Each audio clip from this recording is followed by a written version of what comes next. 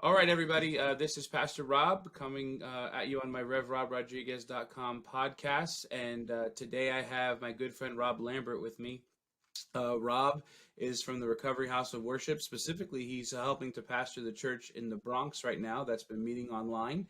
And God has a call in his life, not only for people in recovery, but what's near and dear to my heart, the island of Puerto Rico, where me and my parents and my family's from. So I wanted to talk to him today.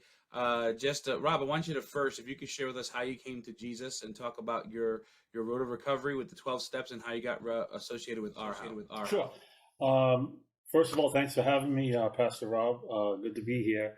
And so my testimony is this. I grew up in and out of foster homes. I was abandoned as a child. And as a result of some of the traumas I experienced as a child, I turned to drugs at a very young age. I want to say around 10 or 11 years old. And like most people who get involved with drugs in the same scenario, if you will, as I was in, you progress rather quickly. And I found myself hitting bottoms with crack cocaine at the ripe old age of 20 years old.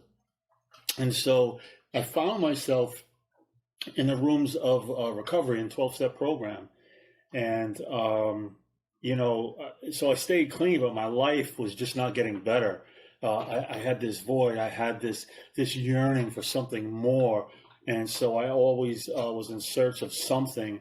And unfortunately, that something I was always in search of was either something illegal, something immoral, something unspiritual, unholy.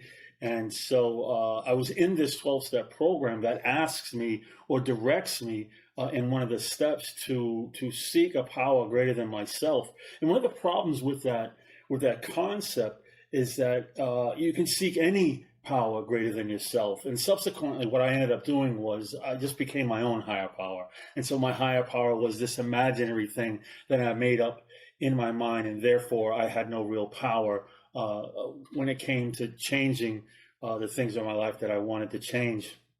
And so I found myself 2 decades later still in this 12-step program of recovery. And just, at the end of my rope, I had just been arrested. I had multiple years clean.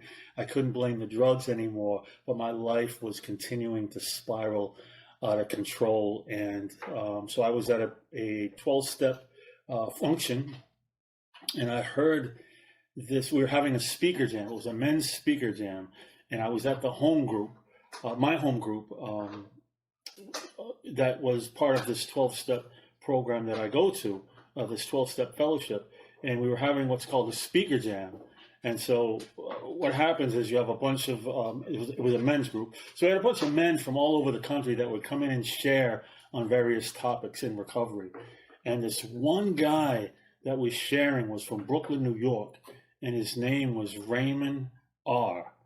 And something about what he said, made me put my big ear on, and what he was saying just pierced my heart.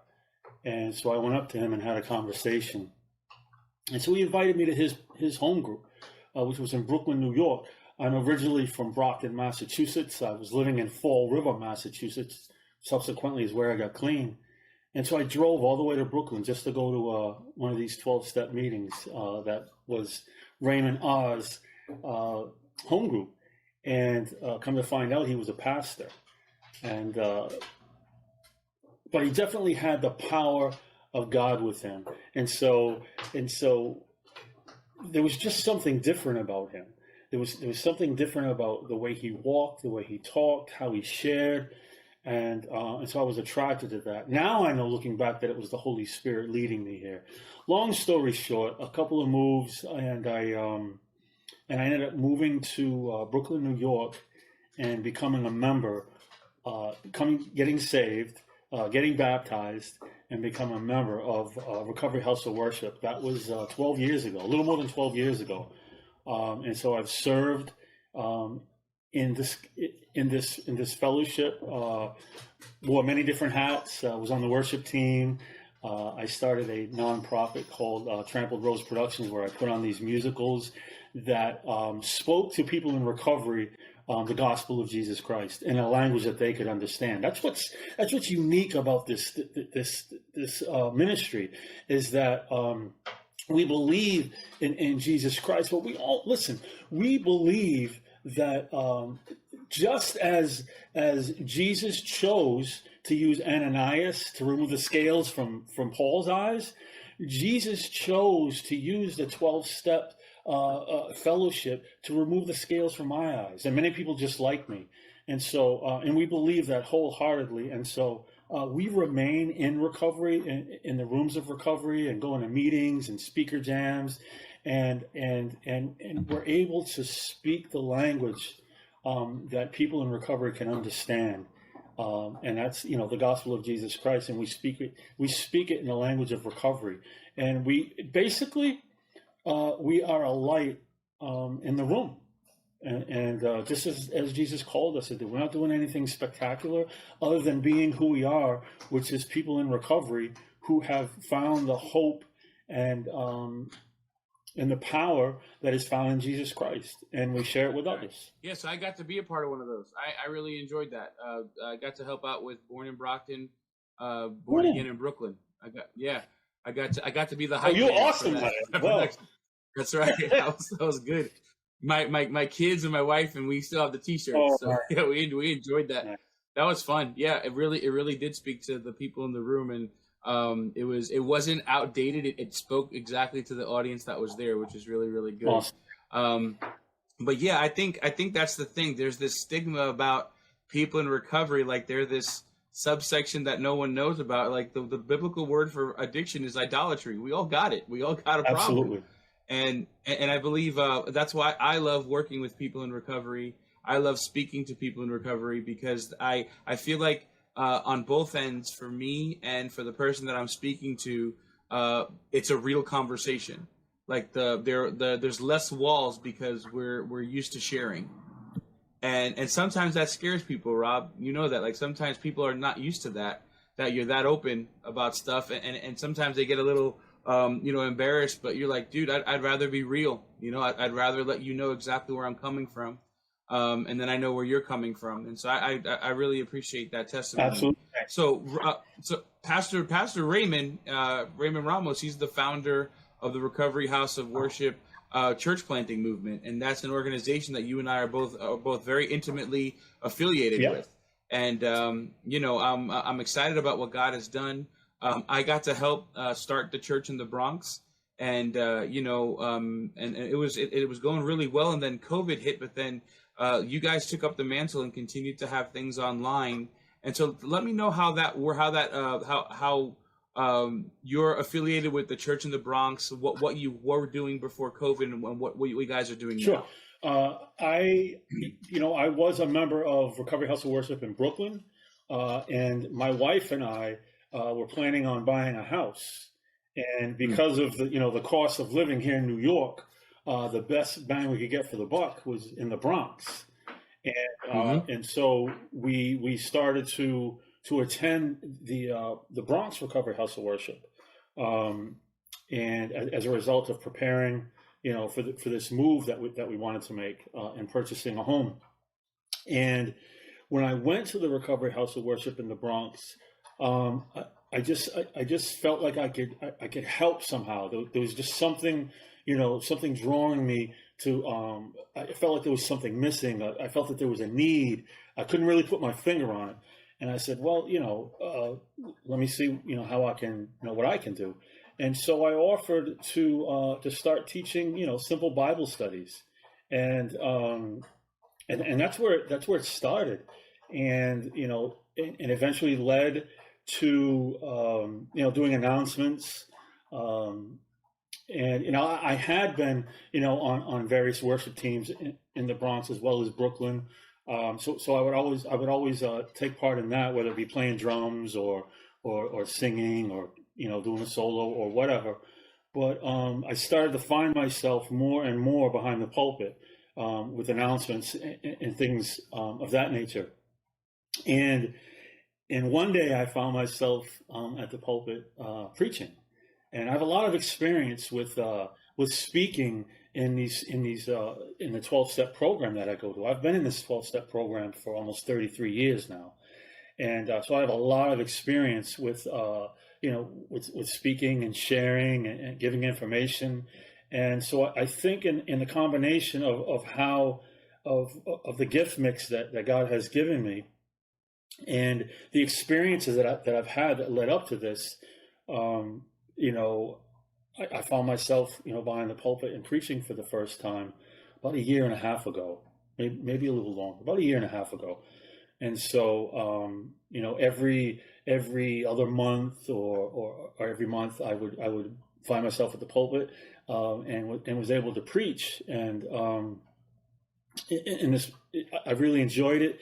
I felt like the Lord was leading me in this area, and then COVID came, and so we were shut down.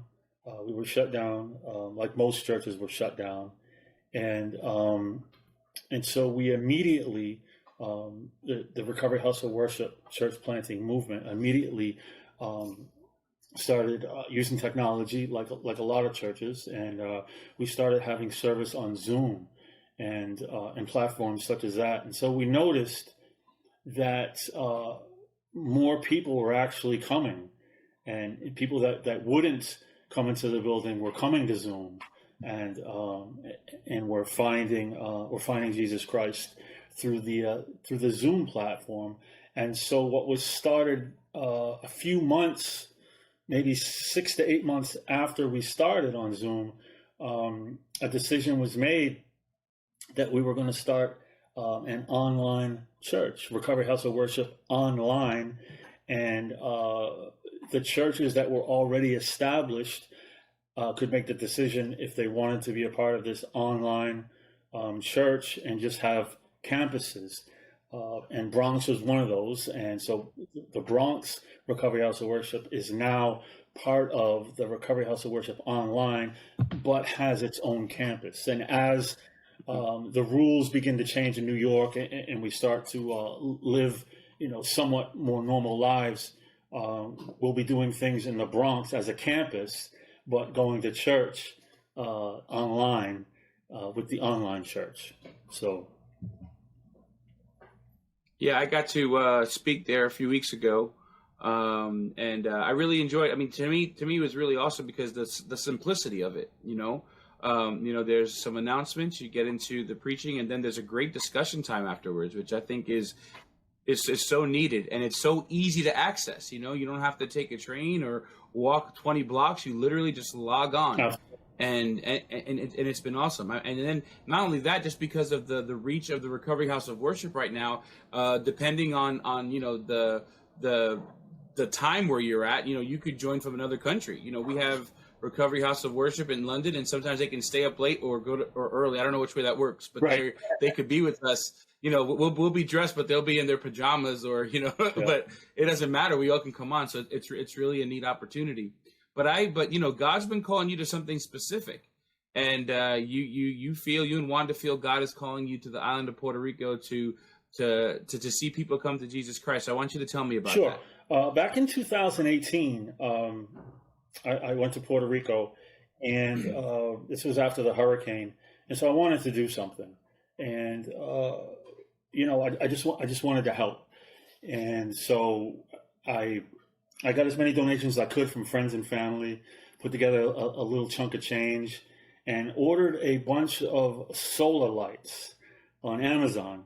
And so I packed up these solar lights, excuse me, and I went and I flew to Puerto Rico, to Mayaguez, where my wife was from. She was not my wife at the time. We were engaged. And so I hooked up with a pastor over there. I just started making, I got on the internet and I started making calls. Hey, I'm from Brooklyn, New York. I want to come to Mayaguez or the area. Are you guys doing anything in the community I can help out with? And so I hooked up with a pastor, Julian, and he was going to the various houses in the mountains outside of Aguadilla. I'm not sure exactly where it is. And so we were giving out these solar lights, and I had a lot of great experiences with doing that, ministering to people. And we had a day where they cleaned out a local youth center. Some of the roof had been gone, and some Doctors Without Borders missionaries came from other countries, and so we had this one day of serving the community with their medical needs. Diabetes medication, blood pressure medication, et cetera, et cetera. And so on that Sunday, we went to the church that my wife's family had gone to, and forgive me because I don't remember the name of the town. And so we went in there, and the worship was just, I didn't understand a word, and I was weeping, and it was just beautiful. It was a beautiful experience. And I looked over to my left, and there was like a group of 40 guys, like segregated, off by themselves. And I asked my wife, and she says, "Oh, those are the guys from the local rehab." And I says, "Oh man," I go, "this place needs a recovery house of worship." And I never put much more thought on it than that. And as the Lord began to lead me in the Bronx, and it's now leading me towards becoming a pastor, this idea, once the Bronx shut down and we started this online thing, this idea of Recovery House of Worship in Puerto Rico kept coming up in my head and in my heart and in my head and in my heart. And, so I talked about it with my pastor, and he says, "All right," he says, he said, "In 6 months, I want you to learn as much Spanish as I do." And so what he was doing was seeing if I was, is this like the real deal? Because you know how, Right. everybody gets the great idea, and, just like the scribe who went to Jesus and said, "Hey, I want to follow you anywhere. I'm down." And Jesus said, "Really? I don't even have a place to lay my head." So I think it was one of those moments. And I'll tell you, ever since I've been learning Spanish every single day. I've been connecting with people in Puerto Rico, and God has confirmed this calling, not only through my wife, but through others as well, through her family. As I'm connecting with people in Puerto Rico, rehabs, other churches, people that work in the community, social workers that work in the projects. I spoke with this one gentleman who manages this recovery house, and he said something that was very powerful and very encouraging. He said that he and the director have been praying for somebody like me, and that I was an answer to their prayers. So there's confirmation that the Lord is leading me in this direction. And, I'm going to it with my eyes wide open. It's one thing to go and visit Puerto Rico and to lie on the beach. Completely other thing to go there and live. But I'm up for the task. I know it's a new culture. It's a new language. I won't have the conveniences that I have around here. But I believe that God can do a mighty thing in Puerto Rico, even with someone as broken as myself. And so I'm looking forward to the challenge and see what God's got. Amen.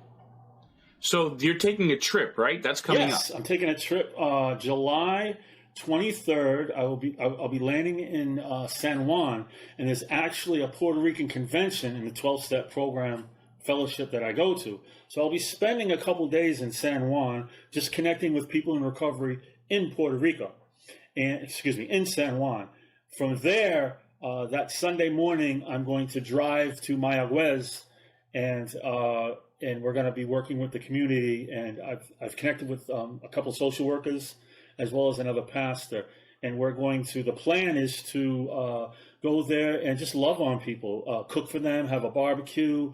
There's this place under the bridge that's near some projects so no matter if it rains or what the weather's like, the show can still go on, for lack of a better way of saying it, and we can love on and serve people under the bridge. And a lot of our people that are in recovery, or people that need recovery, people that are still using on the streets, we can reach and we can talk to, and we can love on.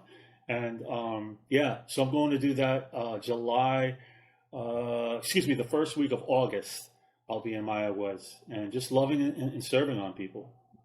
So you're in the process right now of becoming under a mission organization in order for people to not only be able to, do the things that mission boards do. They keep you accountable. They help you to collect funds and things like that. But I want you to keep us up to date on the best way that we can serve and support, and then we'll make sure that we put it on this podcast, even if it's later, and we'll put it in the comments. But if there's something that we can do to reach out now to help with this trip to Puerto Rico, how can somebody help? Oh, that'd be great, man. We actually, I just opened up a bank account specifically for this trip, and we have a Zelle that's Great. attached to it, and so you can donate through Zelle for this one missions trip. Everything after this, God willing, I'm being vetted for Missions Door, and that should be done rather pretty soon. I've gone through the whole process, and so after this missions trip, if anyone wants to give, they'll have to give through the Missions Door. But for this missions trip, if you'd like to give, if you'd like to support us on this week-long venture that we're going to go and feed people and love on them and share the gospel in a language that they can understand, you can give through Zelle to my email, which is rbrtlambert@gmail.com. You can give. Great. We'll make sure we put up a slide at the end of this, and so people will have that as well. All right, Rob, thanks for being with us today. Really excited about what God is doing. So you heard from my brother, Rob Lambert, and his call to Puerto Rico. And I'm excited to work alongside Rob. And so I hope that you've enjoyed this podcast. All right, Rob, hold on one second.